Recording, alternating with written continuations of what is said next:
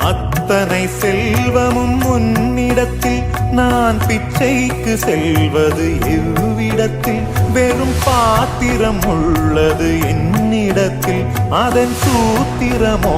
அது உன்னிடத்தில் ஒரு முறையா இருமுறையா பல முறை பல பிறப்பெடுக்க வைத்தாய் புதுவினையா பழவினையா கணம் கணம் தினம் என்னை துடிக்க வைத்தாய் பொருளுக்கு அலைந்திடும் பொருளற்ற வாழ்க்கையும் துரத்துதே